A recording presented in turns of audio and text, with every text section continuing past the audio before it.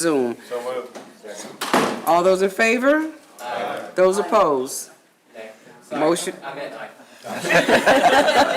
Patty, we want you. Commissioner Reed, we want you. Motion passes. Can you please join us as Commissioner Nowicki will lead us with the Pledge of Allegiance? I pledge allegiance To the flag of the United States of America and to the republic for which it stands, one nation, under God, indivisible, with liberty and justice for all.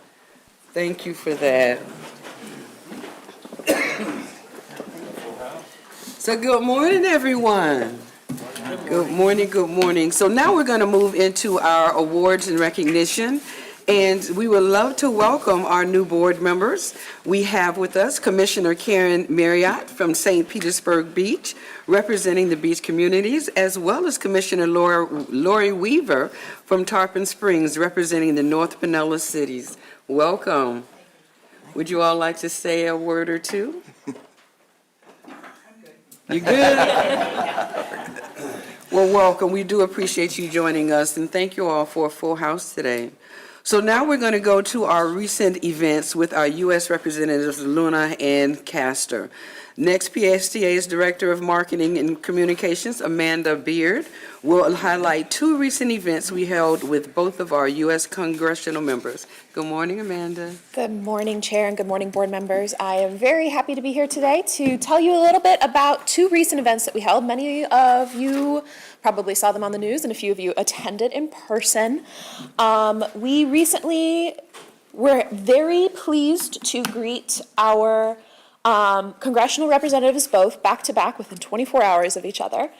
First, I'm going to talk about on Tuesday, March 31st, Congresswoman Castor came to PSTA headquarters to basically cut the ribbon, kick off the use of our new en-route electric chargers here at PSTA headquarters on the lay-by, which were funded by an earmark community project funding from the fiscal year 24 budget that she secured for us.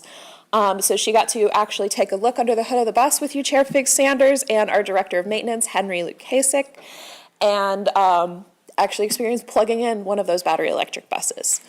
In addition to that fiscal year 24 earmark, which is now hard at work in our county, she also secured, as part of the fiscal 26 budget, which was just passed in February, some funding for permanent dock infrastructure for the upcoming Tampa Bay ferry service, which you'll hear a little bit more about later today. The fiscal year 26 budget also brought us waterborne transportation funding from Representative Luna for improvements and rebuilding of the Dunedin dock. Commissioner Walker, you joined us on that fine Monday. Thank you again for coming out just days after your surgery. This was a check presentation event. It was actually Representative Luna's first ever check presentation event, and we were so proud to partner with her and accept those funds to help rebuild the dock after Hurricanes Helene and Milton really damaged the infrastructure there that is used by the Clearwater Ferry. I'm going to keep it short and sweet, but I would like to close on a quote from Representative Luna, directly from her, about the importance of these funds and how excited she was to bring them to us. First of all, thank you so much for everyone for being here today. And I just want to start out by saying I would rather see these funds come here than anywhere else in the country. As you know, this is so important, not just for tourism, but also too for the families of Pinellas County. And I very much so look forward, as I'm sure many of you do, to doing the inaugural ferry ride out of here on the new dock with my family and my little boy. So, as she said, we are very grateful to have these federal funds, both for the visitors and taxpayers of Pinellas County, come directly back into our communities. With that, I'll happily take any questions if there are any. Well, I see no requests to speak, so you did a phenomenal job, and thank you so much for the presentation. Thank you. Thank you. So now we're going to go ahead and move into public comment for consent agenda items or items that are not on the consent agenda. Please fill out a green card and get it to the staff in the front. Speakers will be allowed to speak for on action items, but are there any members of the public that wish to speak? Okay, we're going to move on now to our consent agenda. Do we have a motion to approve the consent agenda, or are there any items that a board member wishes to pull? Commissioner Nowicki? Madam Chair, I'd like to pull item 4B, the media relation option years. 4B, okay. Pulling 4B. Okay, so do we have a motion to approve this agenda item with the pull for item 4B? Second. Okay, can you open the machine for voting, please? And I'm a yes. Okay. Okay, and Commissioner Reed said she's a yes.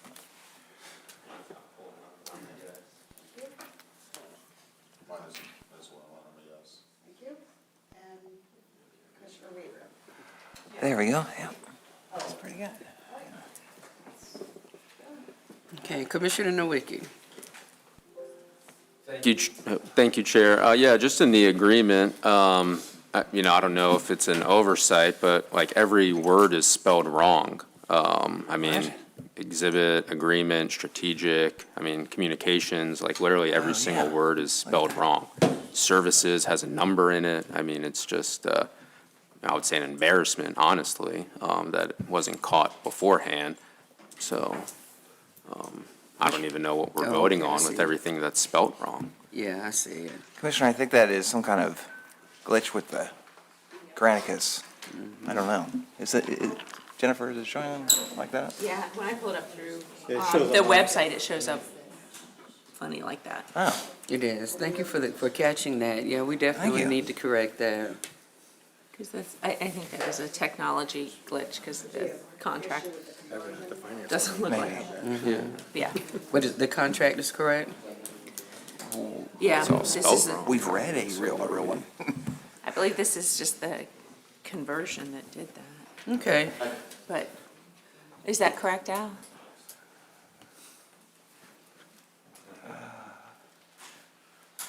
Good morning, Commissioner Nowinski. I believe what has happened is when I put the contracts, and I submit them to Rachel, she has to convert them into ADA, where they're ADA legible or ADA compliant. And I believe there may have been something that happened between the time that I gave those documents to Rachel and they were uploaded to be made ADA compliant. I can assure you that all the contracts are reviewed by General Counsel and thoroughly gone over, so I will look into that as soon as the board meeting is over, and I'll be able to show you that I'm 99% confident that that's what has happened, but my team is looking at it right now, sir. And we can put a corrected one up on the website, so it stays there corrected? Yes. Okay. But I'm confident that's what has happened, board. Okay. It's definitely something technical. Does that suffice, Commissioner Nowicki? Thank you, Chair. I don't know, just like every word is spelled wrong, so I don't know if we're taking action on like approval of this contract. I just don't know. I guess if you're saying that what we're voting on is everything is spelled wrong, I don't know, like legally, I guess, is this the contract, or we're saying we're voting on this specific agreement, but then we're gonna have a different agreement uploaded? No, so the agreement that's been uploaded has already been approved by this board. This was just for background information. Oh, okay. What you're voting on, I believe, on this item are optional years. Yeah, it was just hard to read with it spelled wrong, so I couldn't even really make out what the years were. But, I'll yield back to see if any of my colleagues have any comments. Thank you. Okay, Commissioner DeBreezy. Thank you. I had the opportunity to see this clean, I guess, coming through the finance committee, but I don't think everybody else has had that opportunity. Is there any harm in bringing it back to the next meeting? Because it's literally thousands of misspelled words. Okay. And I'm looking at General Counsel, and I think the contract is due to, we have to exercise the option, but if it's the direction of the board to bring it back next month, I look at General Counsel for approval on that. I think that it'll have to be reinstatement and renewal Well, it'll just have to change what the action is that the board's taking. But, I mean, if the board is not comfortable, and I understand why, with the document that way, then it should go to the next meeting. Yes, ma'am. Yes, sir. Thank you. Commissioner Peters. Thank you, Madam Chair. So I'm looking at the presentation, the PowerPoint presentation, and it's pretty clear that the action is to authorize execution. So it's a contract we already have, right? Correct. Were there any changes to that contract, or is it the same? No, So it's the same contract we've already approved several years ago, and this is just the option to continue it?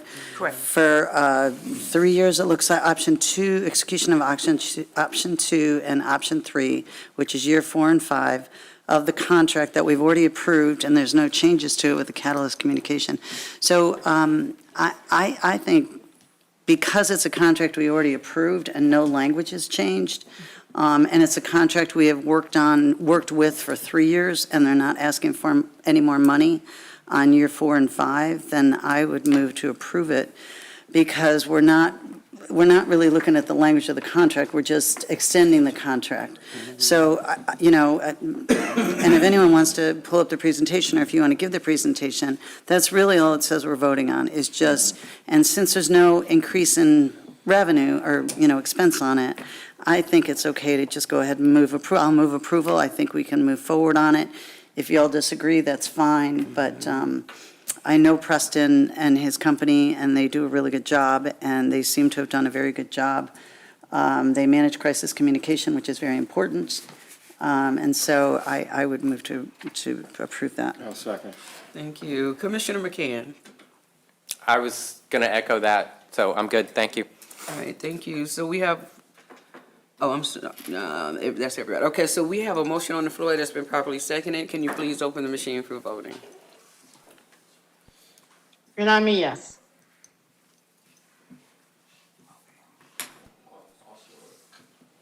Yes. Figure it out, maybe some of the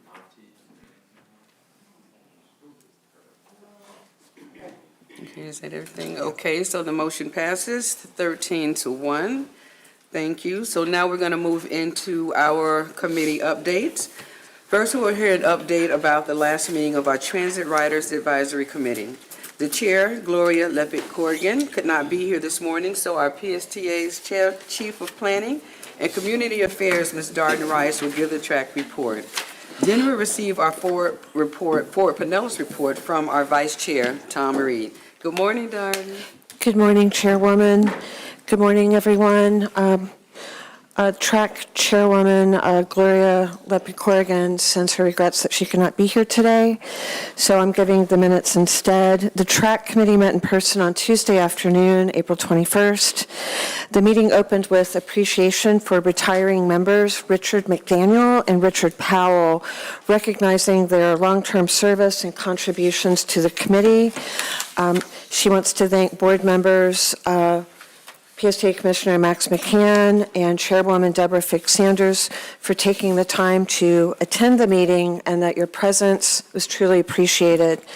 The committee approved the meeting minutes for January, February, and March. Next, the committee received a presentation from me on the Sunrunner TOD Transit-Oriented Development Opt-in Overlay and proposed land use updates along the Sunrunner corridor, with a focus on how this proposal would improve affordability, walkability, access to transit, and compatible parking reforms. So following the discussion, the committee members made a motion to sign on to a letter that was presented by the People Over Pavement Coalition, and the motion was approved by a majority of track members in a 10-1 vote. The letter now goes to St. Pete City Council for consideration in their final vote next month on May 14th. The track committee was sought out in order to include the specific perspective of transit users. Next, Devin Deal, who is our Planning and Data Analyst Manager, updated the track committee on 2 premium transit projects in the works. One is the Alt 19 Premium Service Proposal, and 2, the 727 Airport Express between St. Pete and Tampa International Airport. The presentation sparked a productive and meaningful discussion. There was some concern about some of the trade-offs involved with the existing service that would be cut back in order to support the 727 service. This is the first of many discussions, to be sure, and it resulted in pretty good feedback from our committee members. So the next track meeting will be held virtually on Zoom on Tuesday, May 12th at 4 p.m. As always, board members are welcome to join. Thank you. Thank you. Does anyone have any questions? Okay, moving on. Thank you, Darden. We appreciate that. So now we're going to move into our action items, and the first being PSTA's. Oh, I am so sorry, Commissioner Reed. I moved it right along, scratched it right up. I'm sorry. Our Fort Pinellas report from our Vice Chair, Tom Reed. Good morning. This is the summary of the Fort Pinellas meeting, board meeting, April 8th, 2026. Official board actions, there was a vote to reconvene at the May meeting for action on the regional MPO merger, apportionment, and resolution. Approval of 2 amendments to the countywide plan map in the city of Largo. The board recommended in a 14-0 vote to approve the following amendments to the countywide plan.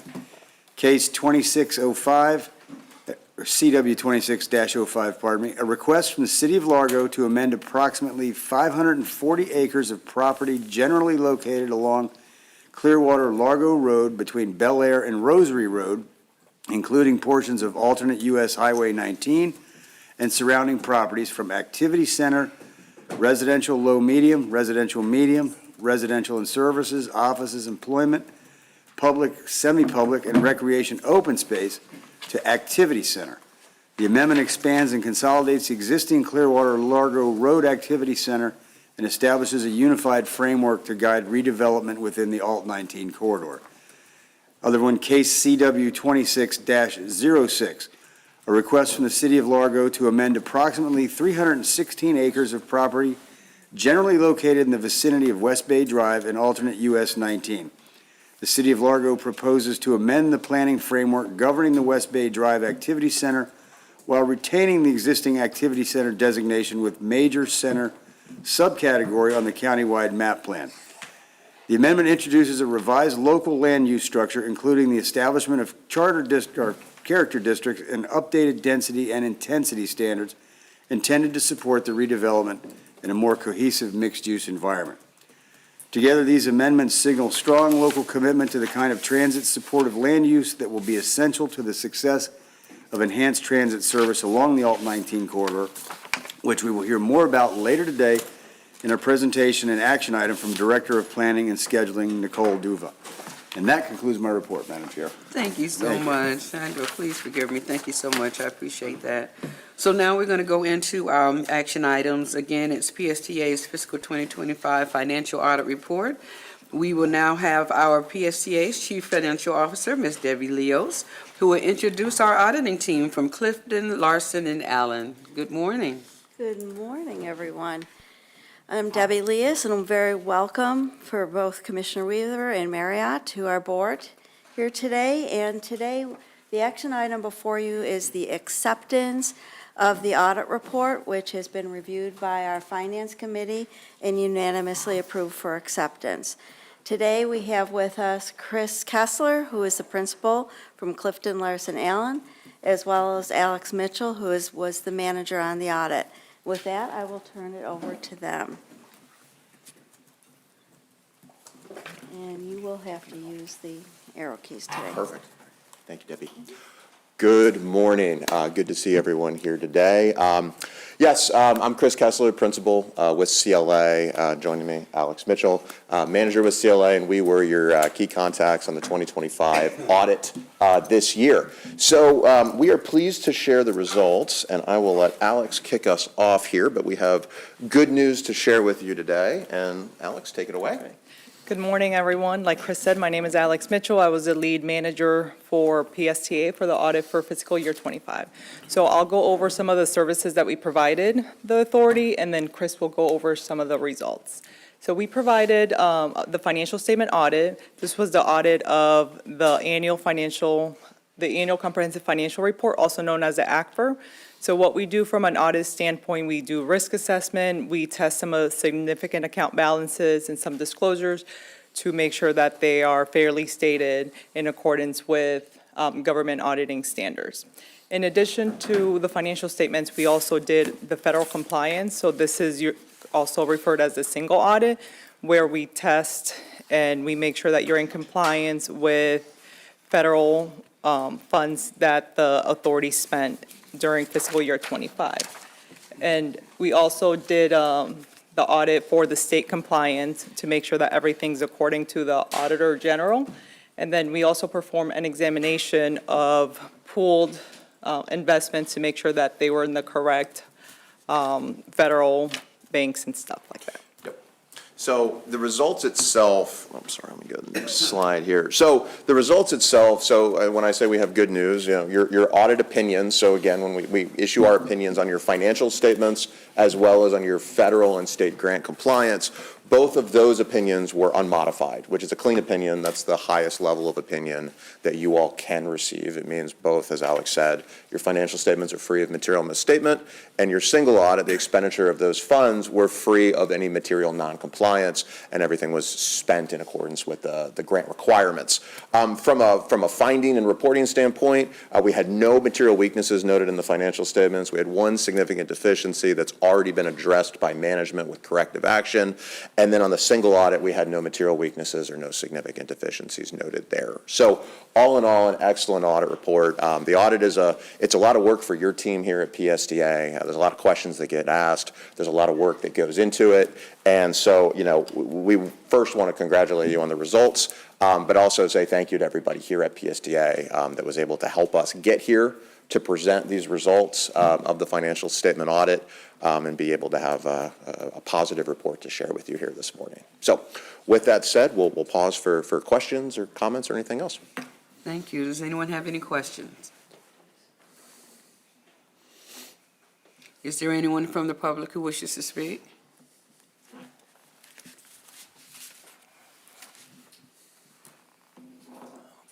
No cards? Okay. Do I have a motion to accept this audit? So moved. Yes. Can you please open the machine for voting? And I'm a yes.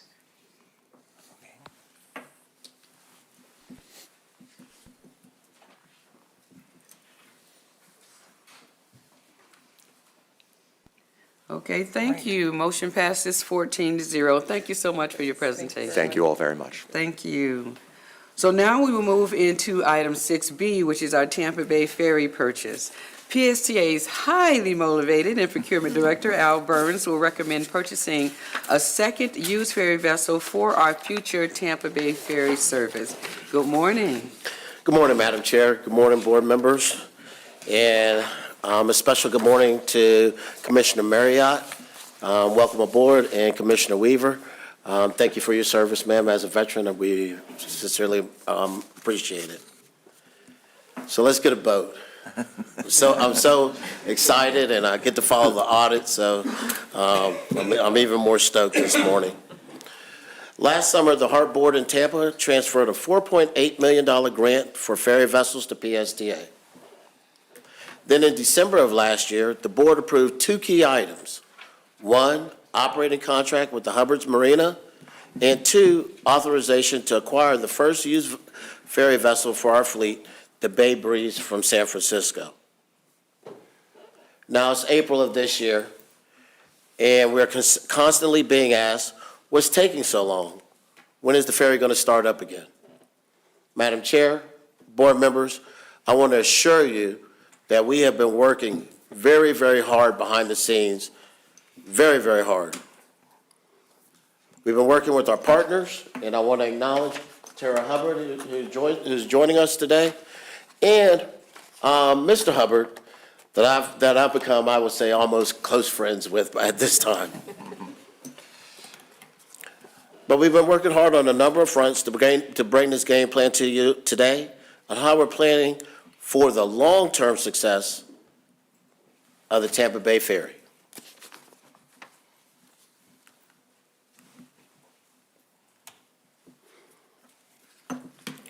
PSTA plans to start the service by first purchasing 2 used ferry vessels using the available grant. The first vessel was the Bay Breeze vessel currently operating in San Francisco. The PSTA board approved the purchase in December, and we're still hoping to get this vessel purchased and delivered later this year. Once again, in December of 2025, you approve us to go and acquire that vessel. Now, this morning, we're recommending the purchase of a second used vessel. Again, the first vessel was the San Francisco Bay Breeze.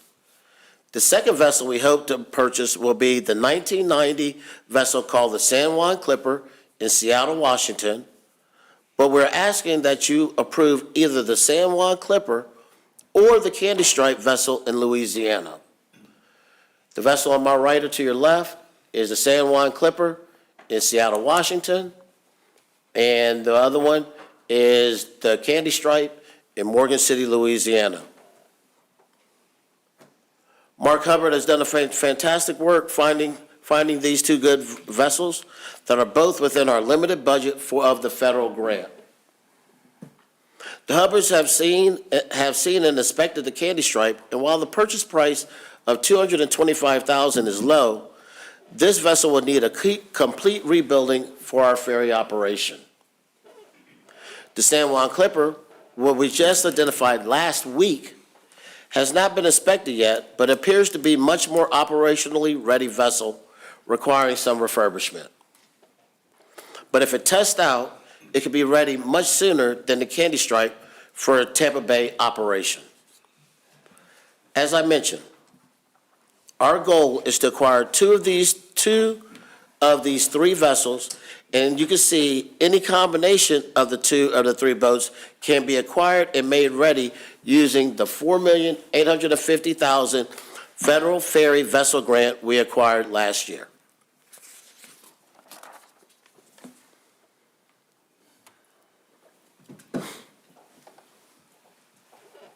Beyond starting the service with the 2 used ferry vessels, we plan to put in an application to the U.S. DOT's recently announced 2026 Federal Ferry Vessel Grant Program. The applications are due next month, May of 2026, and we hope to be awarded as much as $16.5 million to construct a brand-new ferry vessel to take the place of one of our 2 used vessels. Some of you board members are boat owners, and you're very well aware, that boats are very expensive, and they could take up to 2 years to build. But with the proper maintenance and it can be safely operated for many decades in our community. Ultimately, transitioning to a newer vessel, which would be more operationally efficient, will lead to long-term, sustainable success for the Tampa Bay Ferry.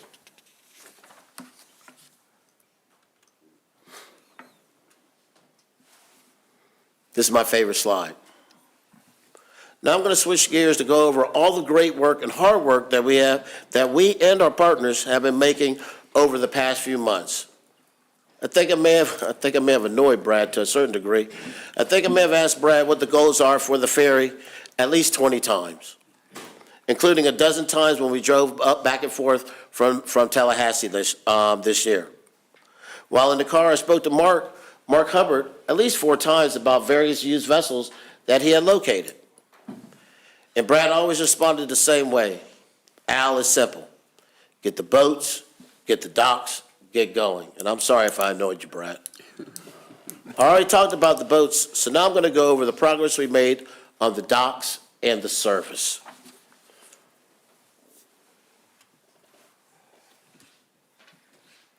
Chief Planning and Community Officers Darden Rice and Director of Project Management Lucian Campello and their teams, as well as the city staff of St. Petersburg, the City of Tampa, St. Pete City Council, and the Tampa Bay Regional Planning Council have all done great things to advance and support the ferry through their efforts on the docks. In St. Petersburg, an adjustment to the city's comprehensive plan is needed to allow the ferry to use the Vinoy Basin for its St. Petersburg location. Commissioner Share, good morning, sir.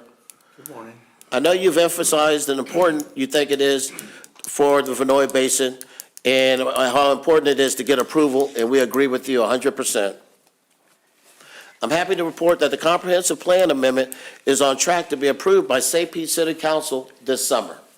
I also want to thank you, Madam Chair, for all your efforts to make this happen as well.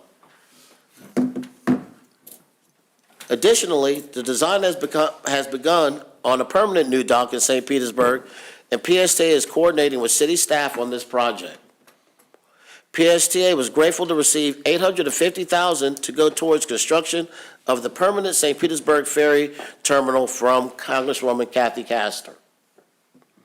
In Tampa, we secured the planned terminal location behind the Tampa Convention Center, showed in the lower portion of the picture, but now we're working with city staff to secure an alternative location during special events like Gasparilla and Special Forces Week.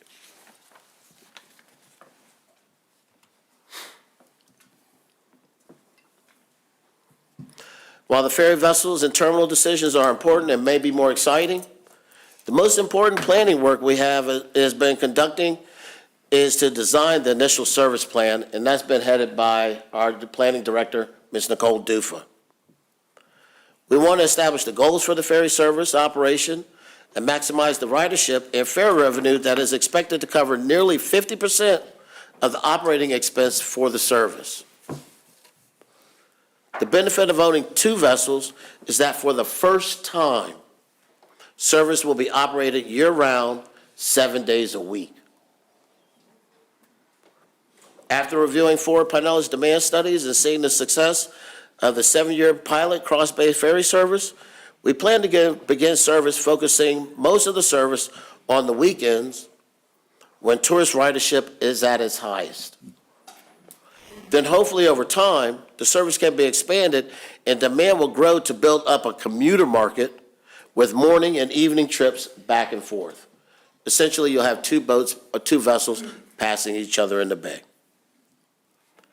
PSTA will provide the most service possible using the fare revenues and public subsidies provided by the cities of St. Petersburg and Tampa. We are tentatively setting the initial fare at $10 per one-way ride. With this revenue and the city subsidies, we believe we'll be able to provide approximately 15% more service overall than the previous pilot did. And with two boats rather than just one, the departures from Tampa and St. Petersburg will be significantly increased. So now let's talk about boats, and that's the reason, that's the action item that I'm bringing before you this morning. Again, our optimal fleet would be the first, the San Francisco Bay Breeze, and then second, one of the two vessels we are recommending to you today. The first one that's on the screen is the 1996 Candy Strike based in Morgan City, Louisiana. It's a 149-passenger ferry with an upfront purchase price of only $225,000. The Candy Stripe will essentially require a complete rebuild from the ground up, so the full cost would not exceed $2,300,000 total.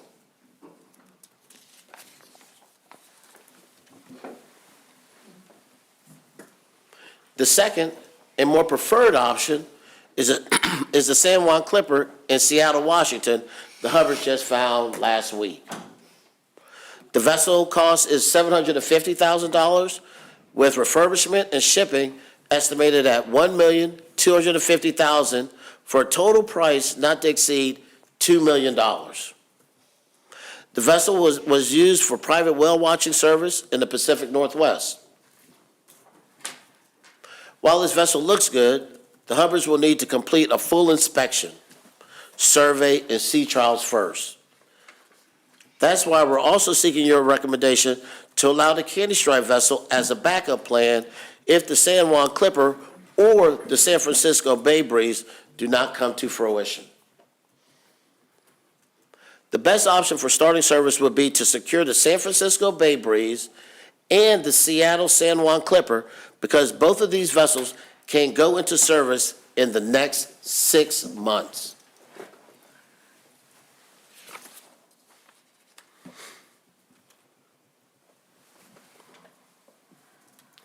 Choice number 1, choice number 2, choice number 3.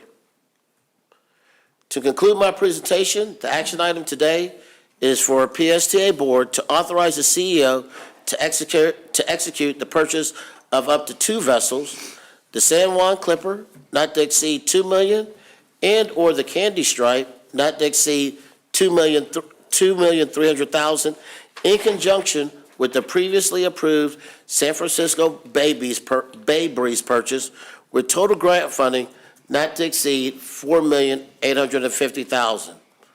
All vessel purchases are subject to successful inspection and testing, with priority being the San Juan Clipper. PSTA's General Counsel will approve the form and structure of the purchase agreements. Madam Chair, board members, we put a lot of work into this, and we wanted to make sure that we were ready. And that concludes my presentation. And if there's any questions, Tara and I will be more than happy to answer them. Thank you so much for that presentation. Commissioner Floyd. Thank you. I had been looking into this, but it was pre-San Juan Clipper. And so I had been talking with people about the Candy Stripe. It's a different kind of boat. It looks like it's not a catamaran. I don't know if that would have impacts on like stability or whatnot, which, you know, I get seasick, so that's why my mind went there in the first place. And then the second thing is after speaking with a couple of people about it, the Candy Stripe also doesn't get as good of gas mileage as what I've heard. Can y'all speak to that at all? Yes, I'll go first, and then I'll let Tara follow up if I miss anything. The Candy Stripe was used for a maritime service in Louisiana, but it was mainly used in the oil rigging out on the Gulf. So that was its primary purpose. The boat essentially will be stripped down all the way down to the hull, and I can't remember the term that Commissioner Walker used and Mark used, but essentially it will be rebuilt from the ground up. The good part about the Candy Stripe, Commissioner, I'm sorry, is that it is one of many vessels that belong to the Candy Stripe fleet. And it's all been serviced and operated in that same area. So when Mark and Tara called me from Louisiana, they said, yes, Al, it will need some work. But because of the maintenance and things that have been performed on it, they said that it's a good boat. I'll let you follow that up if I missed anything. I'll speak to the seaworthiness because I also get seasick and have always been made fun of for not being a real Hubbard, but it is the cross I bear. As far as the seaworthiness, it's a very seaworthy boat, as Al mentioned, been used to transport people and cargo out to the oil rigs. But I will say the Bay Breeze, as far as seaworthiness, is the most optimal. It is a catamaran, but it's designed in a really unique way where the hull is actually separate from the cabin, and there's shock absorbers between the two. It's the same design as the Providence, which was the prior Cross Bay ferry. So if you rode that, it was very, very smooth. So that is ideal, again, as we've discussed, to get that vessel. But overall, it is seaworthy, and it will be a great ride. What was the other question? The other question was about the diesel burn. Yeah. Quite comparable, to be honest, between the Bay Breeze, San Juan, and Candy Stripe. Okay. They are comparable. Yeah, there was some concerns because of who the operating costs would fall on, but if they're comparable, then that's fine. Yes. All right. Thank you. Thank you. Commissioner Albritton. Yes, I wanted to ask about the Bay Breeze. You know, we're still continuing to wait to see if the funds are loosened up on that boat. I thought that maybe I know that we were looking at other alternate plans. That's why we have the these two that have come up, but has anything been, any new news on that, when that might be loosened up? Great statement and great question, Commissioner Albritton. Just like we plan on applying for the grant for the new vessel, which is a competitive grant, there's a process before the monies are released. And that's the process that San Francisco is currently in right now. They're waiting for the funding to be released from FTA. I know that Brad has been talking to the CEO of WIDA, which is the Transit Authority, at least minimum weekly about it. But we're very, very optimistic that the funds will be, the grant funds will be released to WIDA or for this, to the San Francisco agency. And then once they are awarded to them, they have assured us that the Bay Breeze is ours, it will be ours. So we're very, very optimistic. I know normally I'm not an optimistic person given the job that I have, but I'm very optimistic that this will come to fruition, the Bay Breeze. However, as a contingency plan, that's why we're asking for the Candy Stripe, just in case that does not, one of these two vessels do not come to fruition. So basically, we're very optimistic on the Bay Breeze. It's still in the grant process, which sometimes could take a while. And if not, if that doesn't happen, then by default, if approved by the board, we would pivot to the Candy Stripe. So I know we had asked Luna to help us with that, and I was hoping that maybe help push it along a little bit, but I guess there's still a stubborn thing that we got to wait till it all shakes out. Yes, sir. We're in a waiting pattern at this time. Okay, thank you. You're welcome. Thank you. Commissioner Walker. Thank you, Madam Chair.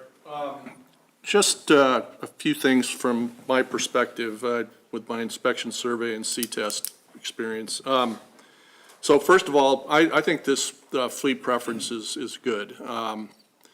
And you take a look at option 3, and there is risk with the Candy Stripe because of, first of all, the rebuild, and then the comparison of the fact that this was operated in warmer water than the Sea Clipper, and that does have a significant detriment, or warmer water has a significant detriment to the boats. The one thing about that, because I asked this question during the Finance Committee meeting, and remind me again, what was the benefit to the Candy Stripe? There was a specific reason why you guys embarked upon that potential selection. And I believe when you asked me about that, Mark came behind me and he supported my response, so I'll try to give the same or a similar response this morning. The Candy Stripe is part of a fleet. And from our perspective, that has been maintained by the same parties from the time that it was built. With that in consideration, Mark and Tara have come to me and said, hey, that they strongly recommend if we do procure this boat, that all the refurbishment is done at the same location. And the reason for that is because the people that are maintaining the vessels now, first off, they have done rebuilds before, numerous rebuilds before, and they're familiar with the manufacturer of the Candy Stripe and all the ins and outs of the Candy Stripe. So that was the main reason that it stuck out to me, and I'm saying, okay, let's move forward with that one because, Mark has decades and decades of experience, and he's acting on our behalf, and that was his recommendation along with the supporting items that I spoke about. Yeah, great answer. I'll also just add, the reason we went with that vessel in particular is it is a complete rebuild. It's not optimal in that it will extend the timeline of getting it here to Tampa Bay, but at the end, we would get basically a brand-new vessel, which was not available with the other vessels. I mean, from top to bottom, engines, everything would be brand new for us. So that's why we recommended that over getting something more used. Oh, yeah, great. I really appreciate that reminder because I was trying to remember exactly what was the motivation behind that. So, no, I'm good with a future fleet preference. Thank you. Thank you. Commissioner Peters. So my question, Tara, is how long would it take? Because we put, the other ones would be up in motion in 3 to 6 months, but we didn't get a timeline on that rebuild. And so I'm curious about that rebuild and how long that would take. The estimate that the yard has given us is 8 months, but we like to add a couple months. I was just going to say, for- so we're talking yeah. 12 to 15 months? 12 months would be very conservative, and that's what we're expecting within ourselves, so that we just give ourselves that leeway. But they told us 8 months, and they do this regularly, but, you know, there's so many unforeseen circumstances with supply chain and whatnot that just for safety, we would say 12 months. Okay, thank you. Thank you. Commissioner Shara. Yes, thank you, Chair. I had two questions. Number one, on the candy stripe, I saw two pictures on there. One had an upper deck. Was the retrofit going to include the upper deck? Okay, good. Yes, exactly. It would be the full cabin build would be a part of that refit. Okay, great. And then yesterday, I think, and I read in the paper about the $10 fare, and then Aldous repeated it. This is the first time I've heard of a fare restructure. And I want to know, Al, are we dictating to the Hubbards what the fare structure is going to be, or is it going to be market rate? I assumed that they were going to be dictating, they were going to decide what market should be for the fare structure. Very good observation and very good question, Commissioner Scher. Right now, the way that the contract is written, PSTA is the one that decides what the rate, what the fare structure is. However, we have been acting as good partners with the Hubbards, and we would seek their input on that. Just as a piece of reassurance for the board, or a piece of information for the board, our current fare policy is now being updated, and that the ferry fare would also be incorporated into that, and the board would have the opportunity to view that before we do move forward. So in short, it would be a collaborative effort on the fare, on the structure of the fare. However, PSTA, as the owner of the service, would be the ones that would have the ultimate decision on what the fare cost is. Well, that makes me a little nervous because, quite honestly, you can't get an Uber from Beach Drive to the Tropicana for under $10. So, and at $10 a passenger, you're looking at less than $3,000 round trip if it was 100% occupied to get the ferry back and forth. I just don't, those numbers are very skinny to me. And so I would think that the Hubbards should have flexibility to have a certain number of rides at $10 maybe, or $15, and then as the occupancy builds up, they could start charging a little premium like Uber does. The more people that are jumping on an Uber, the more, they have a scale. So I'm nervous about $10 for 149 people. I don't see those numbers working. So, and I don't want this thing to fail right out of the gate because we're not charging enough. So anyway, I know we're talking about the boats themselves. I'm happy with any of them. They all look like great options for me, and I'm going to defer to the Hubbards and what they want to do on that. All right, thank you. Does anyone else have, Brad, did you want to add anything to that? No, all I was going to respond was, there'll be more discussion about the service plan and fares. The goal, as the PSTA board voted, was that the operations, PSTA would not put any of our funding into this. This is totally funded by the subsidies from the city of Tampa and the city of St. Petersburg and the fares. And the fares, to your point, they do need to cover almost 50% of the cost of running the service. So we've done modelings of the $10 fare, and we think that can provide more service than was operated before. But that is the idea, to be a starting point. No doubt, if diesel fuel prices stay really high, we'll probably have to adjust that fare. And again, the goal is we always only operate the amount of service we can operate with the fares and with the city's funding. So. It just seems strange to me to have an operator and tell them, this is what your fares are gonna be. I would think that they would have more control. That's just me. Well, as Al said, yes, the contract was written, the PSA retains the fares, but the Hubbard Terra has made a number of proposals to just that. Great. Okay. So thank you for that. Commissioner Nowicki. Thank you, Chair. Yeah, the Cross Bay Ferry was $12 a ride, so, we're coming in $2 cheaper, I guess, already. So I'm not sure.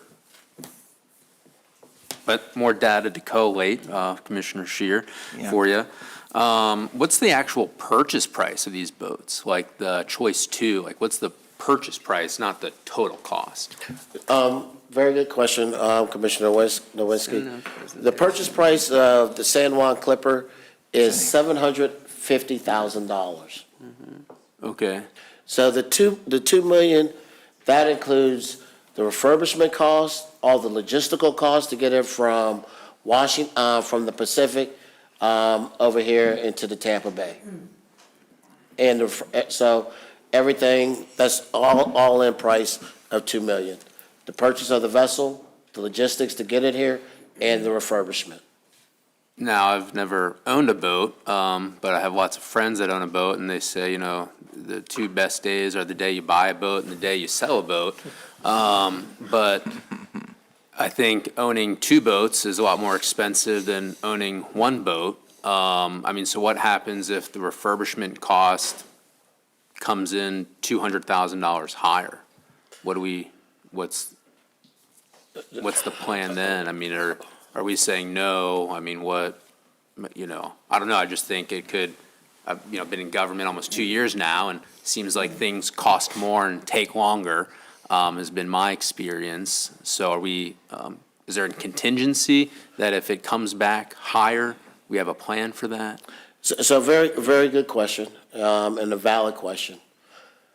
So for each of these vessels, I asked the Hubbards for what I call in procurement terms, an independent cost estimate on the cost for the logistics, the cost of all those items like the engine, the refurbishment, the paint, and they gave me an itemized list of what the potential cost would be, and that's how we came up with the $2 million and the $2,300,000. The magic word that you use, Commissioner, is contingency. And in that 2 million, in that 2.3, there's approximately 15 to 18% contingency for those items, inflation, supply chain issues that Tara talked about. So those are all in, and it includes a 15 to 18% contingency included. Okay, well, that's good to hear, because as a highly motivated person like yourself, I wouldn't want you to come back here in front of this board and ask, for more money because something went overboard. No pun intended. I don't want to come back and ask for additional money either, so. Alrighty, thank you, Chair. Commissioner Hazelton. Yes, thank you, Chair. With so many while we try to get our sea legs, and so many contingencies here, I brought this up at the committee meeting the other day, and that is, I feel that we should delay, due to the costs of staff and resources, to prepare a grant application, that we have time here ahead before we were to do that. And mainly because I know there's so much involved with the staff to prepare a grant application and the cost involved. And I think that we should wait and not just start preparing the grant application right away. It sounds like we have months and months, perhaps a year, before we're going to be launching. And so why don't we just wait until we get past a lot of hurdles between now and then? And Commissioner Hazelton, after the Finance Committee, we talked about the possibility of delaying on putting the grant application in. And when we were having those discussions about that, staff strongly feels that momentum is in our favor right now from a community support in regard to the ferry, from business support, from elected official support, hopefully, on this. And we feel like this is the opportunity for us to apply for the grant. As I mentioned, boats are expensive. That was one of the bullets that I said. However, the grant process is extensive. It takes a year to go through the grant process, from the application to awarding. Commissioner Albritton asked, what's taking so long with the Bay Breeze? And I said that was part of the grant process that we're waiting. Also, additionally, this is a competitive grant that we're seeking to go after. It's not anything that's guaranteed. The $16.5 million this is our ask, but it's not guaranteed, and a lot of times you don't get everything that you ask for during the grant application. In regard to staff time, Darden Rice has a great team. Chief Rice has a great team of grant people that do grant applications fairly routinely, and this is part of the process, and it will require some man hours to put it in, but it's not anything that Mr. Lebduca isn't accustomed to doing in the course of his day-to-day activities. So we listen, and that's the decision ultimately for Brad at the end of the day. But I just wanted to make sure that you knew that we did listen to what you said. We did take into consideration what you did, what your ask was, and I'll defer to Brad if I missed anything in regard to my response to you. And all I'll just add is that, there's an application period right now that just happened, that the federal government put out, and so we figure we'll just put one in. Who knows if we have a shot of even getting one? And then if we don't, okay, fine, we'll keep going. If we get it, as Al said, it's going to still take a long time to manufacture the boat and to get it. So the thought was, well, while the application period is open, we will put it in an application. What Harry Glenn and other people have told me is, I've seen, is if you keep applying for funds, you may get 1 out of 4. It doesn't hurt to put in an application, and it improves your chances down the road. So that's my thought pattern on. Put one in now. We'll see what happens. Certainly, the PSA board will have a lot of input on if we are successful, and Al is procuring a new vessel to weigh in on that.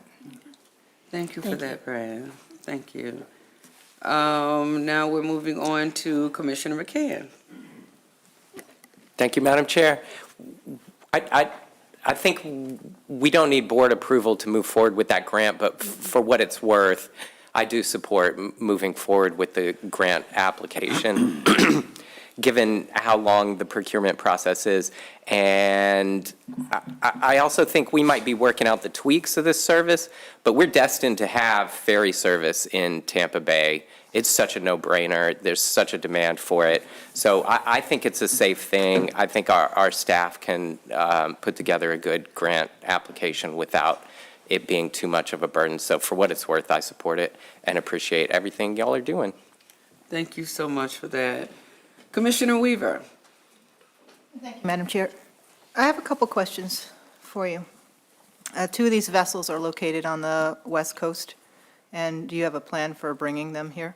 Yes, ma'am. And is the work being done prior to that voyage, or is the work on those vessels scheduled to be done here on the East Coast? Very good questions. The way that the vessels in Washington and California The logistical part of it is that there's a big boat, huge boat, and these boats will be put on that boat and come from the Pacific through to Panama.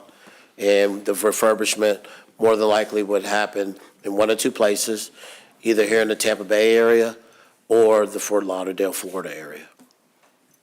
Okay. And is that cost factored into the purchase price? Or is Yeah, that separate? exactly. Like Commissioner Nowinski asked, that includes the 2 million, the 2.5, and the 2.3, include the logistics, refurbishment, everything. Okay.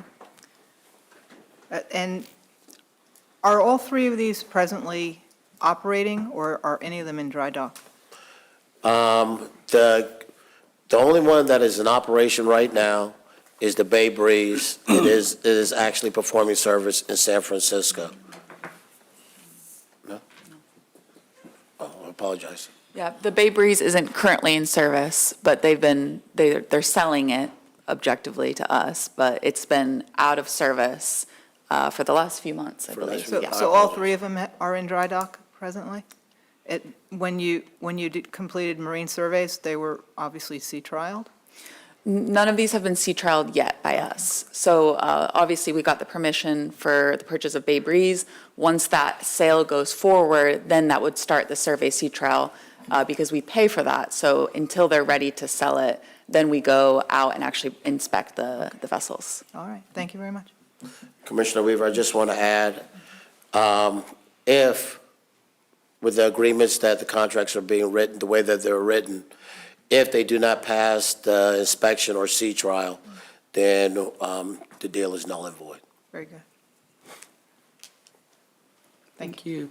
Okay, Vice Chair Reed has been pushing his button to speak, but he's not showing up on the request list. So Vice Chair Reed. Thank you, Madam Chair. I understand Commissioner Hazelton's reluctance to go forward with a grant because perceptive-wise, it could put us on the hook, but the reality of it is applying does not equal acceptance. I mean, the board would have to approve it before we would accept any grant. So I support the going forward with the grant, obviously, but the action item in front of us today is to approve the purchase, and so I move approval of item 6B. Thank you. Commissioner Nowicki.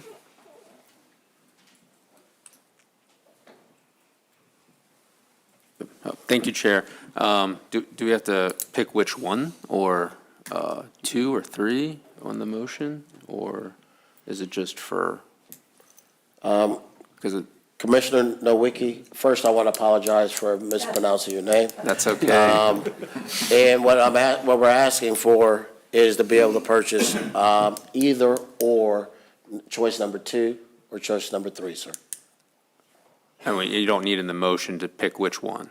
No, you're essentially granting us the authorization to pick whichever one is in the best interest of the agency. Well, then I'll second Vice Chair Reed's motion, but then I also wanted to, thank and welcome newly Commissioner Weaver for her service in the Coast Guard and as a merchant mariner. So I think she had very good questions, and she could probably ask more because she's done this a lot. So I think she had good input there. And then to piggyback off of Commissioner Hazelton's input, I'm okay with moving forward with an application, though if it would put us on the hook where we would have to come up with more money if we only get a few million from the federal government to say, hey, you can get a new ferry, but, you're going to have to put up, 10 million or 50% yourself. I mean, I think, that wouldn't put us in a good position, but, so I wouldn't be supportive of anything like that, but obviously it would have to come back in front of this board. So that's just something to think about, but second, and we'll move forward. Thank you. Thank you. Is there anyone from the public that wishes to speak? Seeing none, before we actually take the vote on this, I want to thank Tara and her dad on this, and I want to thank you, Al, as well, because we initially said on this just a few months ago. I don't know where 2 years come from, but it hasn't been 2 years. And you heard us the first time when we had concerns about the additional ferry. and you brought back these options, and you heard us in the executive committee where we said we need to have options and we need to have them now. And I think you provided that to us within a couple of months' time. So we do know boats are just not something you can just walk on a lot, you know, with the budget that we have and actually purchase. So for the efforts that you've put in trying to grant our request and moving this project forward, I do commend you and thank you abundantly for everything that you've put into it, as well as I thank my colleagues for being thorough in the questions that they're asking to ensure that we provide premium service as we embark. As Commissioner McCann said, this really is a no-brainer in this marine environment that we're in. And so this is a process that we're still having few steps more to take in this journey, but I do want to make sure that you know that you are appreciated with trying to acquiesce to our request. And with that, can you please open the machine for voting?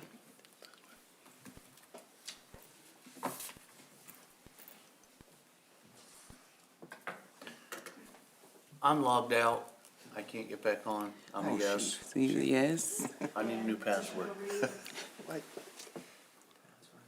Commissioner Reed? She's still on? Still on, but not responding, so. Commissioner Ian? Oh, there it is. So who are we missing? Yes, I just don't have a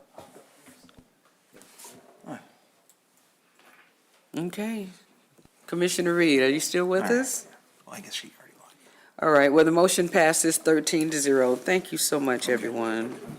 Board, Madam Chair, Yes. we got the vote. Now we're going to get the vote. Let's get it. Thank you so much. Let's get this vote.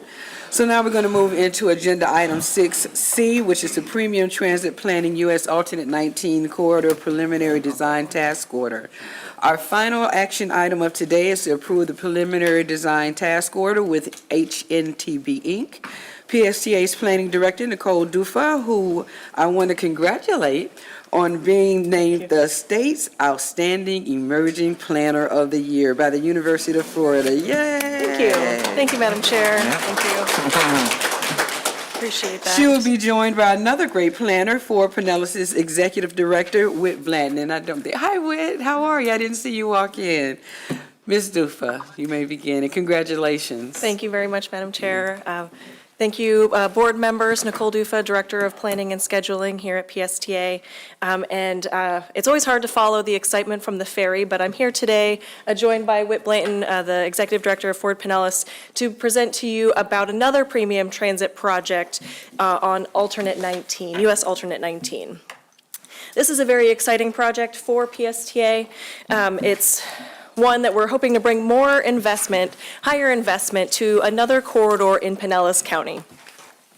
It's a corridor that has one of our highest ridership routes, and we're looking to bring investment similar to what we did with the Sunrunner and the Spark corridors.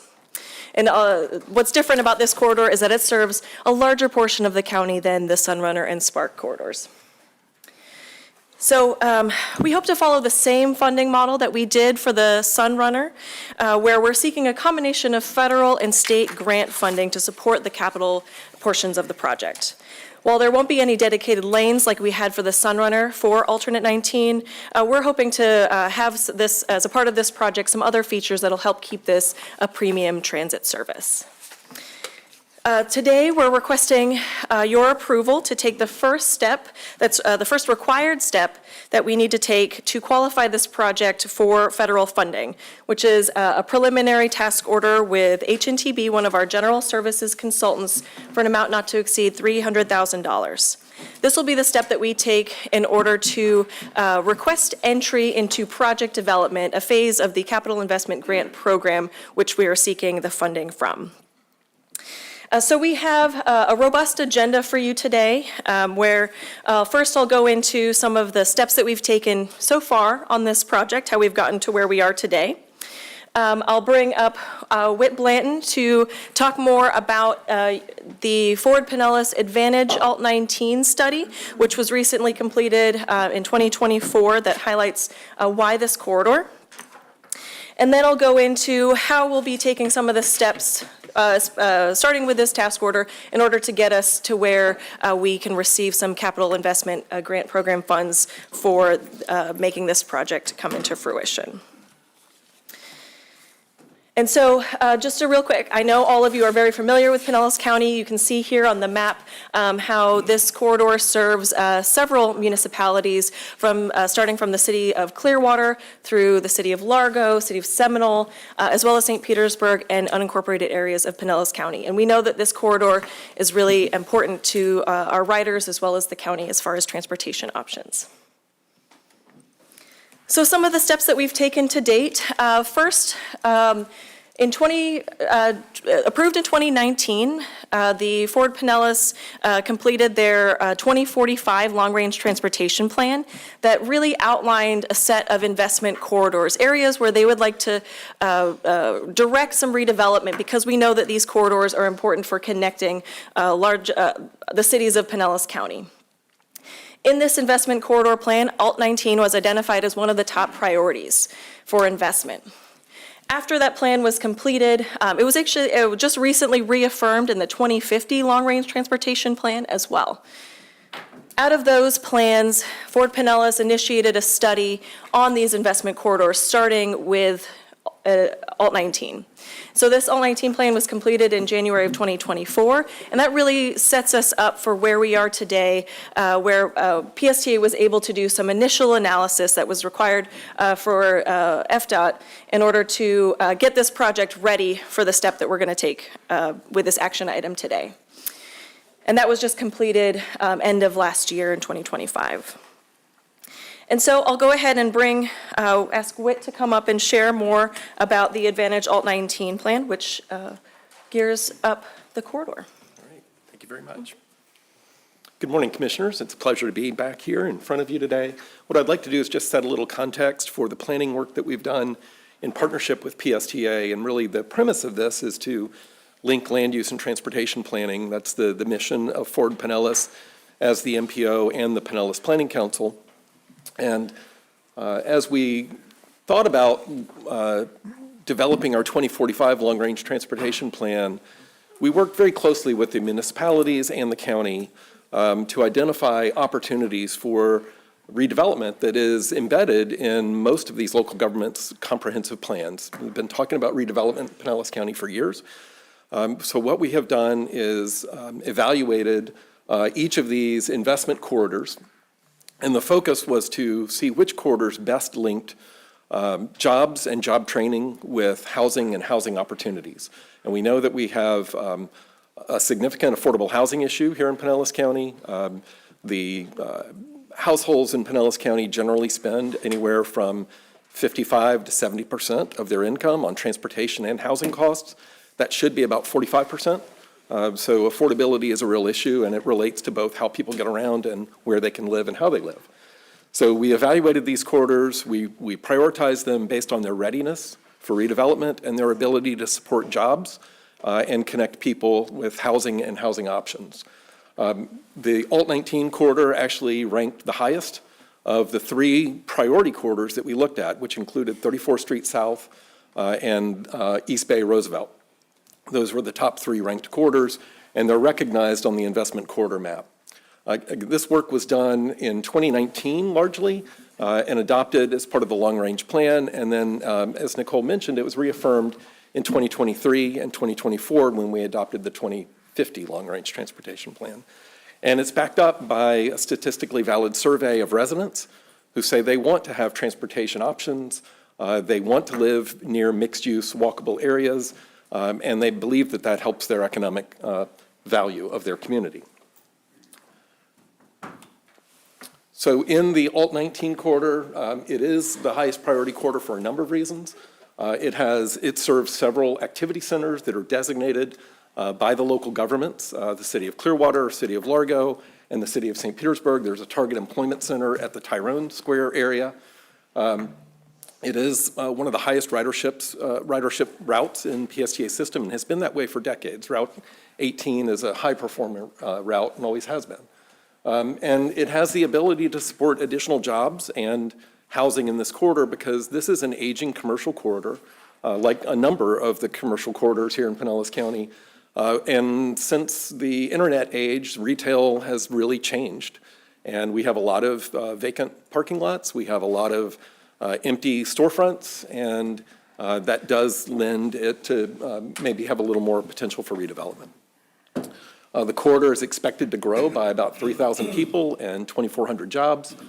About 4,000 households in this corridor don't have access to a car, and nearly 60% of Pinellas County residents, many of them in this corridor, are cost burdened, meaning they can't afford a $400 car payment or some additional surprise expense. We have worked very closely with the local governments along this corridor and the other corridors as well to identify mechanisms for them to realize their objectives from their comprehensive plans. And Largo, in the summary that Commissioner Reed just read earlier, has now adopted an expanded activity center designation along this corridor as part of this consistent plan. So you can read more about the plan on our website, and I'd be happy to answer any questions, but I'm going to turn it back over to Nicole to walk you through the request. Thank you, Whit. So as Whit showed on the map on his previous slide, the map of the corridor that identified some activity centers or areas with redevelopment potential. So because of the Advantage Alt-19 study really feeding into this project here initially, the route in question, as you can see on the map on the right, the potential station locations are really aligned with those areas of redevelopment potential, these activity centers and these activity nodes, opportunity nodes. And so we know that these stop locations right now are pretty preliminary, but we're hoping in the next phase after this task order is approved with your approval, we would further evaluate those station locations further with more engineering and design. But how this relates to the Sunrunner, we do know that premium transit and fast, efficient transit is important to our riders as well as residents of Pinellas County seeking transportation options. So that's why we want to model the Sunrunner approach. We hope for 15-minute frequencies during the day, so that we can keep the route moving fast and quickly and there for riders' needs. Where it is different from the Sunrunner is that it will not be using any dedicated lanes on Alt-19. However, we'll be looking at technology options like transit signal priority or even bus pullouts, which I know is has been a hot topic for our commissioners recently. And so we'll be identifying some locations for areas to take the bus out of the roadway, but keep it moving fast and efficient. Similar to the Sunrunner, we do hope to bring some branded stations as well as branded buses to this service. And as I've been saying, we do hope to follow the Sunrunner model and the Sunrunner process. And this is really because the Sunrunner qualified for federal and state grant funding. So we hope to do the same for the route on Alt-19. And so this slide here shows the 3 different phases that are required to step through in order to receive that federal and state grant program funding. So to start, first, our pre-project development or alternatives analysis, as it has been called, is where we hope to be following the task order today. The Sunrunner completed this in about 2 years back and finished it in 2018. And we are hopeful that this Alt-19 project, we can actually expedite that process and complete that in a year due to the work that's already been completed by Ford Pinellas. Moving along, so if that task order is approved and we're able to complete the work, we would then be requesting entry into project development, which is a process that we have to do for the FTA CIG grant program. And so that program, it's essentially ensuring that this project is viable. FTA wants to know that this project is important to the community and can achieve the benefits that our analysis will find. And so once that gets approved or once that moves through the process, then construction, and so that should take about 2 years as well, like the Sunrunner completed in 2022. And so these are the steps that we think that we'll need to take in order to get this project moving just like the Sunrunner. And this is a long process. We know that these plans do take some time, and construction does take some time, but we know that with all of the due diligence and the research and analysis, that this project will be the best project for the community through this process. And so for CIG funding, the Capital Investment Grant Program, for the Sunrunner, it was approved for 50% of the funding, which paid for stations as well as the buses. And we want to do the same thing for Alt 19. The Sunrunner also had the opportunity to get 25% of its funding from FDOT, and similarly 25% from a combination of local funds from the City of St. Pete, as well as PSTA. The Sunrunner has actually been the only project in Tampa Bay's history that has received Capital Investment Grant Program funding. The grant program has been around for about 60 years now, and we know that that was a huge milestone for Tampa Bay, and we hope to bring another successful project to Pinellas County. We don't know exactly the cost allocations that we'll receive from FDOT, as well as our local jurisdictions, but we are in conversations with them. FDOT and FTA know about this project, and we're working with our various cities now to see what investments can be made based on their service and their jurisdictions, as well as PSTA.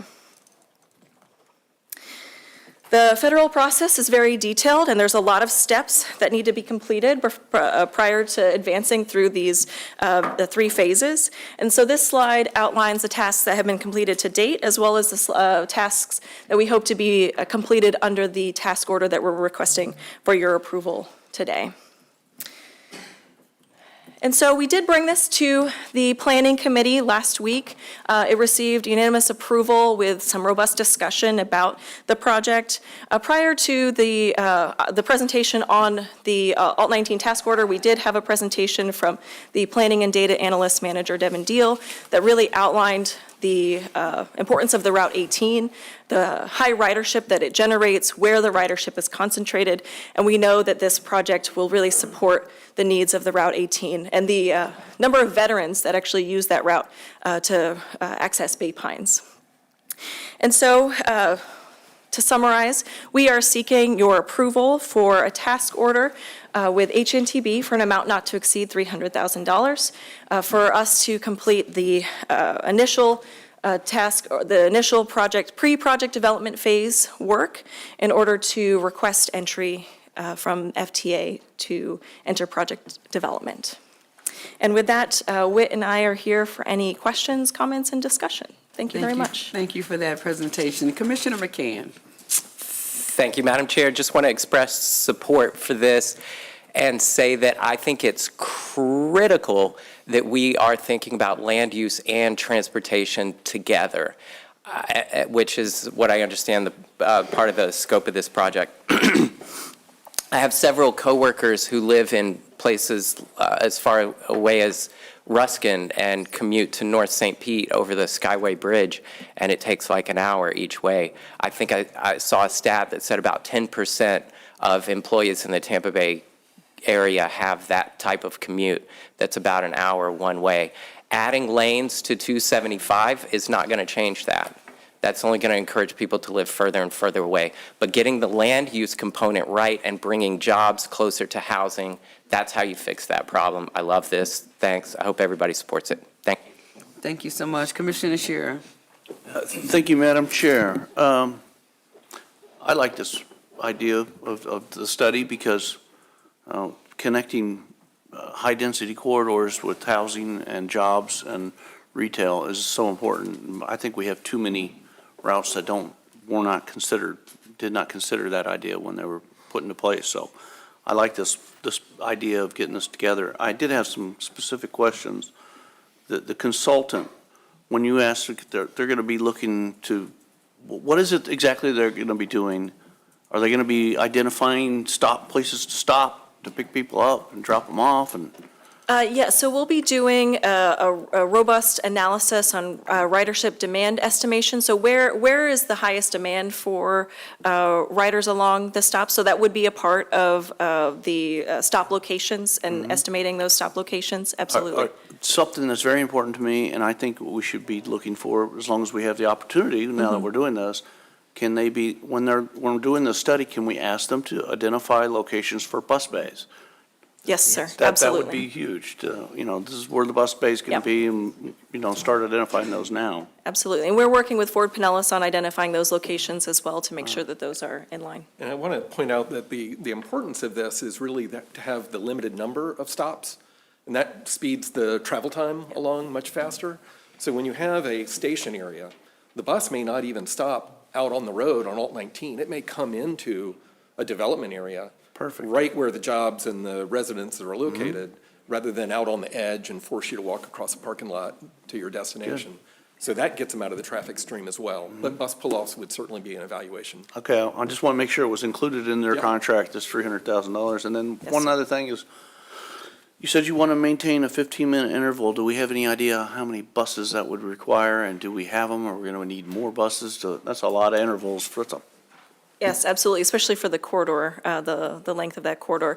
That would be included in the cost of the overall project. We are estimating about 15 buses needed for that route, between 13 and 15 buses needed for the route. And that would be included in the cost. The purchase would be included in the grant funding request. And then additional employees and additional overhead, and so it's going to be. Yes, sir. I have to look for money other places. Anyway, I like the idea. The study's a good idea. Thank you. Thank you so much, Commissioner. Commissioner DeBreezy. Thank you. As the Commissioner Scheer said, I think there's a lot of positives, and, I'm certainly, okay with going forward with the study, but I get a lot of mixed feedback. Specific to Largo, my favorite stat of Largo is about 40,000 people leave the city every day to go to work, and 40,000 people come into the city to come to work, and most of them are going east-west. And so this crosses two major east-west interchanges, as well as several concerning interchanges that we have on alternate 19. The signal prioritization has some questions that that I want to be able to get more information on, and the impacts on traffic and such, and I know we have some meetings set up. I get different opinions on it. Ultimately, I think there's a lot of positives here, and I'm okay with moving forward to study, but I think there's as part of that study, look into some of the impacts that are going to be both on traffic and other ways. Commissioner, if I could address that a little bit. We do have 3 intersections in Largo that are funded in the 5-year work program for the Department of Transportation to improve mobility and safety. So that's part of it. And then we're also in the planning process of looking at the east-west for East Bay Roosevelt. And we're just beginning phase 3, which is the development of recommendations for that. So that'll be coming back to this board. It'll be coming back to the city of Largo and to our board as well. Okay, thank you. Commissioner Walker. Thank you, Madam Chair. So if you could go back to the previous slide. So my question is related to the consultant's scope of work. The completed part, was that done under this task order as well, or? No, that was not done under this task order. That was some previous work that had been completed. Okay, all right. Yeah, well, I think that answered my question. Thank you. Okay. Okay, thank you. Commissioner Peters. Thank you. Some of the stuff I wanted to bring up has been brought up already, but I have a couple questions. Well, first off, with the new CRA that Largo is doing, it's inclusive of Alt 19 now, and so I think it's appropriate, especially up there. But do we do the gateway? Do we do a route such as Clearwater, Largo, head over to Ulmerton, take the gateway to get directly to St. Pete? I'm talking about rapid, that's rapid. That gets people from North County to South County pretty darn quickly, rather than so many stops going this way and getting over to St. Pete. To me, that would be way more rapid. I don't know if we use the gateway, do we not do tolls, do we, I don't know. But, Good question. Clearwater, Largo, these are your big hubs, those are your 2 biggest circles, right? Clearwater, Largo, those are your big circles. And so I could see that, and then heading off that gateway, getting right to downtown. That gets you really quick at Fifth, like you wanted to, or directly downtown if you need to. So I get you're doing a corridor, and that isn't a corridor, but to me, that's rapid. that takes that, and you have great population, and downtown Clearwater is going to have even greater population. I think the CRA they're doing in Largo is going to bring even more population on there, so that all makes great sense, but to me, you want to do 15-minute intervals, but I don't consider that rapid. When you have that many stops, I don't consider it rapid. But if you utilize a gateway and you're not doing that whole length, that's a different route, and it may not be rapid, but gateway makes it rapid. So that's just my thought. And then when you do, and Brad pointed out I was overhearing you guys, so I see the things that they're talking is that transit signal priority. So, and I know we use it with EMS as well, but the county's investing a lot of money on the signal technology on that corridor. Not the whole corridor, but the alternate 19, I don't know how far it won't go into St. Petersburg because they do their own. But we're going to invest a lot of money in new technology because the problem with, when you guys hit that button and make that light green for the bus, it can sometimes take 12 cycles before that light gets back on track to have traffic moving. So it's kind of antiquated, and it really disrupts the flow of traffic. So we're going to get new technology for that one that turnaround time, that it should only be 1 or 2 cycles, get it back, right? So I want to make sure that whatever you're looking at, you're working with the county to make sure that you're getting the right technology that works with this and is not going to be a disruptor to make it 12 cycles or 10 cycles. We don't want to have it conflicting. And I know we're going to work with EMS to do the same thing, but if you're going to look at technology, you need to be talking with the county to make sure it matches and it doesn't disrupt. They're the authority, we have to, because they manage all the signals. I want to be clear about the difference between EMS signal priority and bus signal priority. Right. There's a term called soft preemption. And so that's really what this would do. If the signal is green and the bus is approaching, it can extend that green phase just a little bit longer so the bus gets through. Right. But it's not going to turn it from red to green for the bus. Okay. Like EMS. Yeah, that's a whole different deal. Okay. And that does require that reset. So this fits really well, and it's already in operation for the Sunrunner corridor. Right. And nobody really notices that. Well, there still is a reset, though. When you extend that green longer, it's still a reset. But- Understood, but it's an easier thing to manage. Yeah, so, okay, those just the things that I wanted to, and I am serious about that. If you're serious about rapid, I don't understand why we're not using the gateway. So, thank you. We do have a US 19 corridor plan that we're working on with Pasco County. That was on the agenda for the April 8th Ford Pinellas meeting, but we had another item that took a little bit more time, so we weren't able to get to it, but that'll be back at the May meeting, and that has been unanimously approved by the Pasco MPO. So we are looking at that corridor, and that'll take us down to the Gateway area as well. Yeah, So the but- idea is to kind of build a network. and- But that downtown Clearwater and Largo, that's a whole different apple. And the density that Largo has, I mean, they're building a lot in Largo. There's a lot of development in Largo. And Clearwater, downtown Clearwater soon is going to have a lot of development in downtown Clearwater. And so to me, it just makes sense that you can there's no easy way. There is no easy way for those folks to get to downtown St. Pete timely. But utilizing the gateway would truly be rapid. So I said it enough, I don't have to say it again. But those are huge population hubs that are growing really rapidly, and that makes sense. I don't know about Seminole and the rest of that area being as intense, but if you're going to use rapid with me, that doesn't look like rapid. I appreciate your suggestion and comments. I think we'll absolutely take that into consideration. Thank you to everyone for your thoughtful comments and questions. Is there anyone from the public that wishes to speak? Seeing none, do I have a motion to approve the task order? Second? Second. We have a motion and a second on the task order. Can you please open the machine for voting? And I'm a yes. Hey, she's back. Yeah, you couldn't hear me say yes to the prior one, but yes.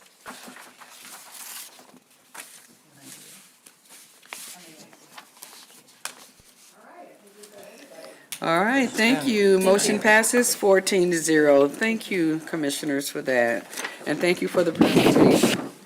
So now we're going to move into our reports and correspondence. Brad, would you like to update us on the reports in our packet and upcoming meeting subjects? Thank you, Commissioner. Good morning, everybody.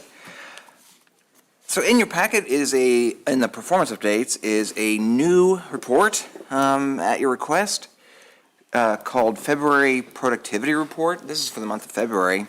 But now, I think as Commissioner Nowicki suggested, and I know I've had some discussions with Commissioner Hazelton about this, you can see there's a report now in your packet that allocates, shows the ridership and the cost of every one of our routes in the county, and the fare box revenue that we receive, and then other revenues, which is primarily transportation disadvantage funds from the state for low-income employees, and you can kind of see that in a column, and it kind of shows which routes are taken by more folks with transportation disadvantage passes than others, and things like that. Anyway, that is now in your packet. Thank you for your, Commissioner Hazel, you had some thoughts that we tried to add in there as well, and I know this is kind of hard to, it's very small, there's a lot of data on here. Devin Deal, our data planning manager, is going to give a presentation to the Finance and Planning Committee kind of in depth on this at our next meeting.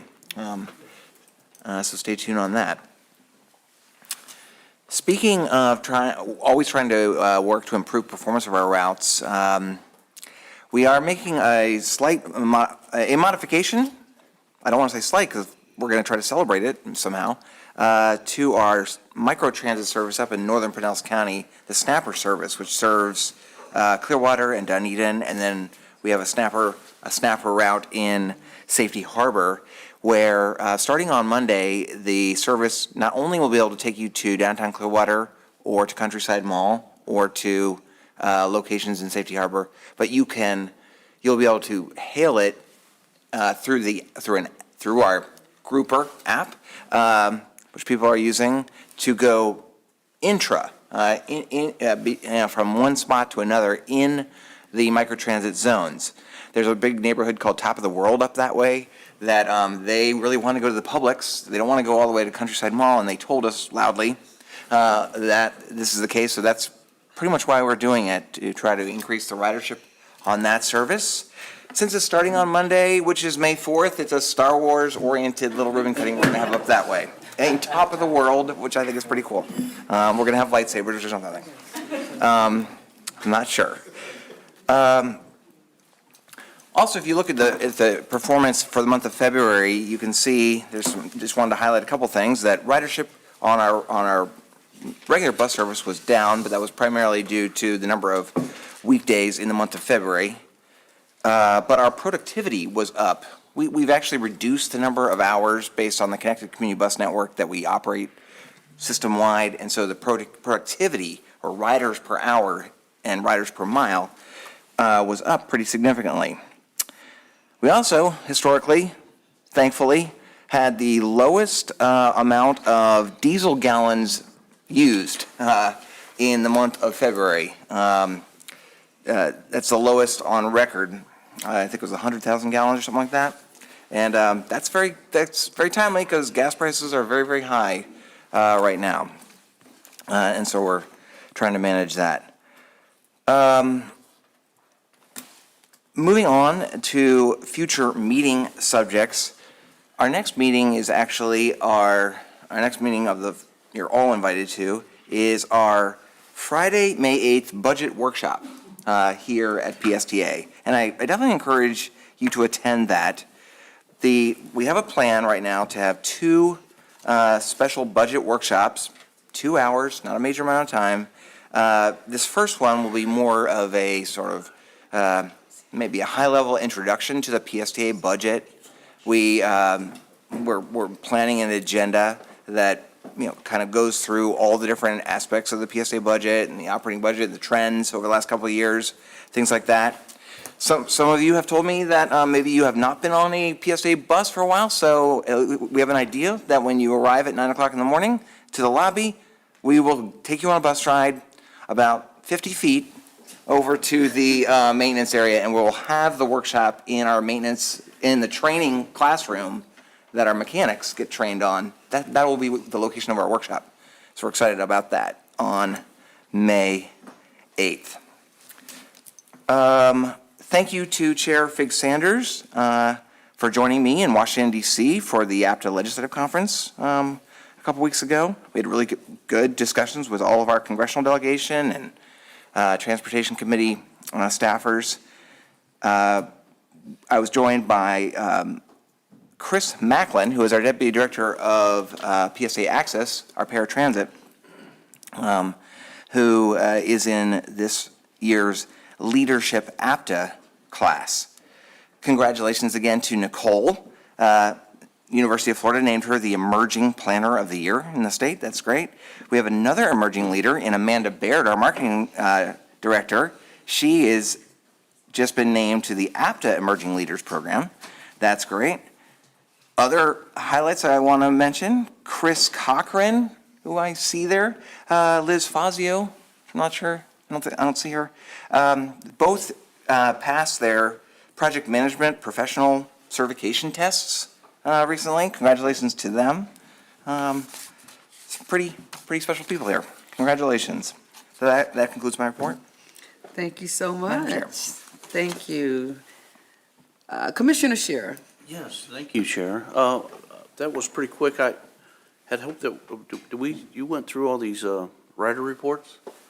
I kind of tried to give you some I was highlights. just concerned because, I mean, I looked at the rider, I thought we would hit on these a bit because for the ridership route by February, it looks to me like we're down 89,000 riders. Is that, you said that was because we had one less weekend?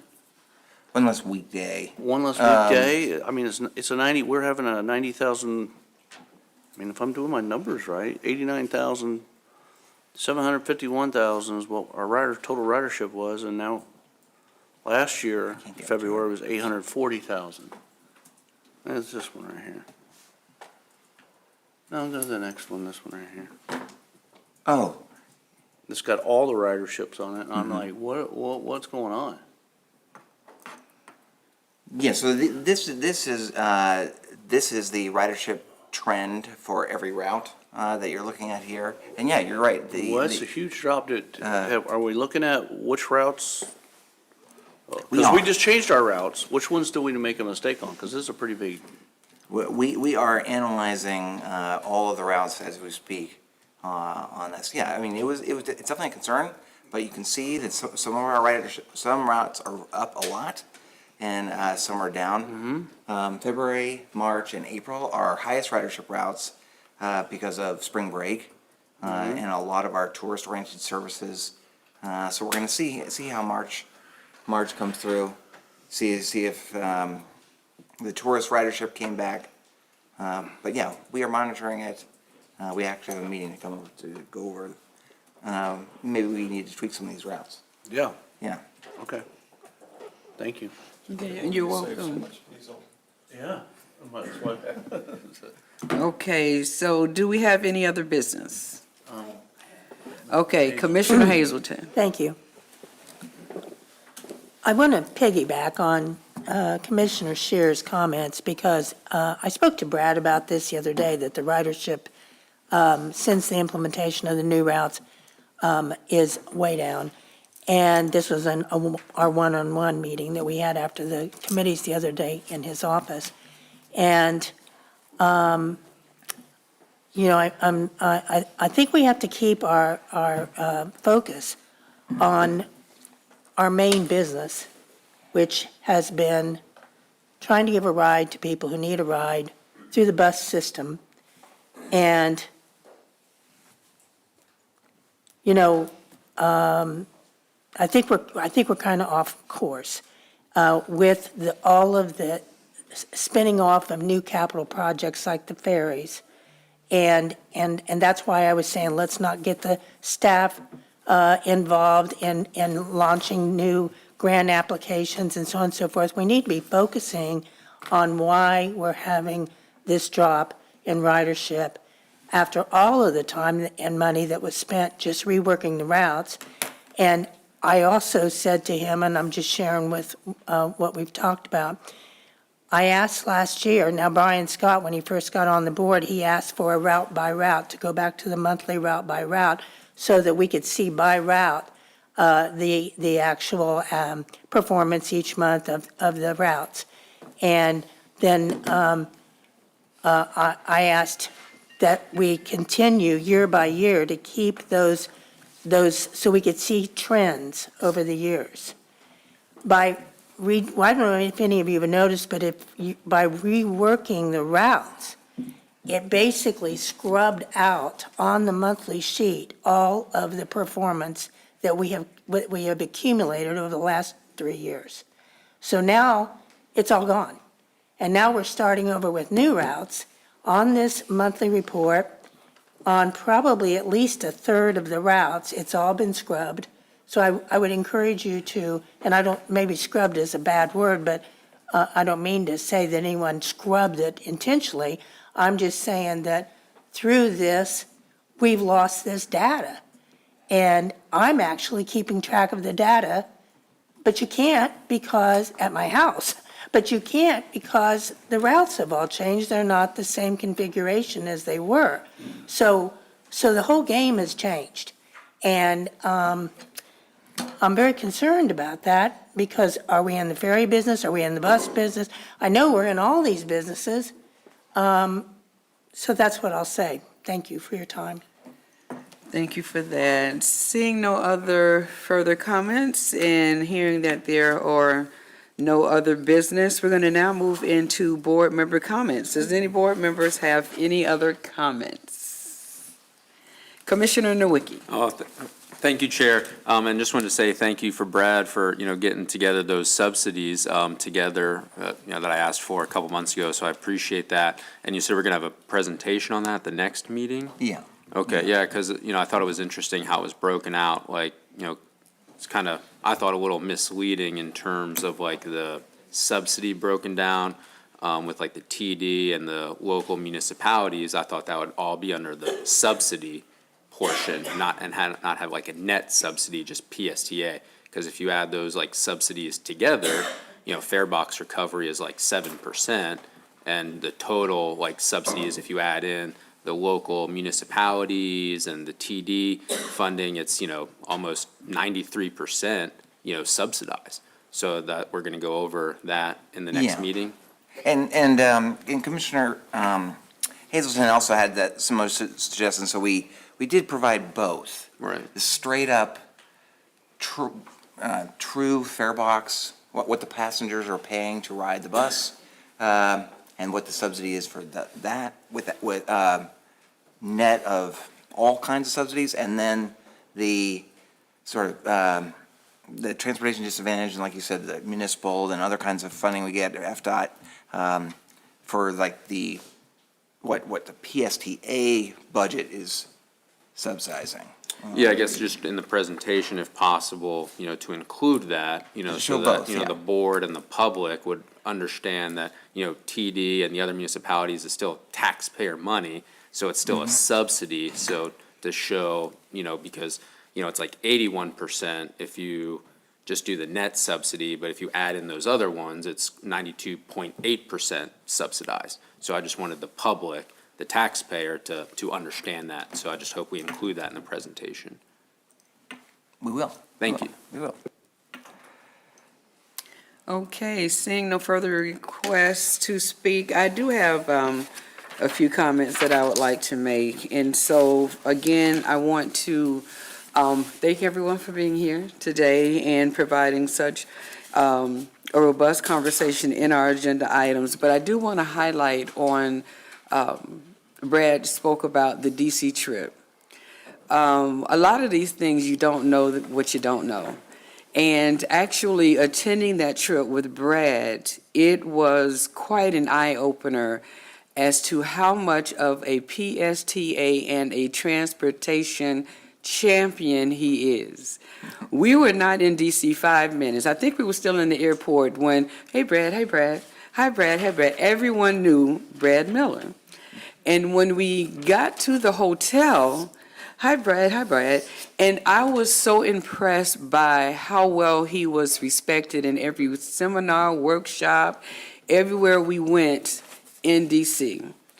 And when it came down to, I don't even know if you went to your room at all to change, but he made every effort to speak to everyone on behalf of PSTA in progressing transportation here in Pinellas County. So to witness that firsthand, Brad Miller, I thank you. He is a true champion, and Harry Glenn was awesome. We have secured his services in DC, that he expends those resources very well. To know that we spoke to those we needed to speak to. We had Darden that was basically stalking some of the people that we had interest in. Everywhere we spoke, everywhere we went, it was so beneficial to have Tara there, because everybody had Marine Board and ferry questions, and she was there to answer those questions. So when I say you don't know what you don't know, that was a phenomenal eye-opener for me to see how much our staff works on our behalf in the background. So there is no doubt to me that we have a perfect family, a perfect team that is in place, that's trying to acquiesce. So I just have to say thank you. I don't know if you slept. I mean, Brad went places we didn't even know he was going, but it was on behalf of PSTA. He had to speak to this person and that person, and Darden is hanging out. It's like, I'm going to catch you on the way out. So I just had to bring that to everyone's attention as to how I witnessed how much effort our team puts in to benefit PSTA, as well as, again, congratulate Mr. Macklin on his APTA leadership certification. That was a robust program. And so we were able to sit in on some of the workshops and trainings that they had. So when we send staff on these trips, they're not vacationing. Please know they are not vacationing. They are actually getting the job done. So I wanted to thank them for that. And again, this meeting, the last meeting was 13 minutes. I think we did good today as well, in moving forward. But I do have a request that I'm hoping that may be fulfilled. On our, in our packet, when we do our committee updates, sometimes I can go back and preview some of the documents that are included. Is there any way we can get the track report and the Fort Pinellas reports actually included in this versus them reading it and we have nothing else to refer back to? Yeah, Okay. that's good, yeah. So when I want to go back and look at it, I have to go back and watch the video to hear what they said versus Oh, yeah. being able That's a good to idea. pick it in We'll there. just put them in there, yeah. Okay, thank you for that. And those are my notes for my board member comments. Is there anyone else that has any comments that they would like to make? Madam Chair, just for the record, the people that accosted me in the lobby, those are all salespeople that are trying to sell me a ferry or a bus or something like that. So you were quite popular. They knew that you were the one to talk to. You were the one to talk to. So thank you for that. So with all business being said and business conducted, our next meeting is May 27th at 9 a.m. And thank you, Commissioners. Our meeting is adjourned.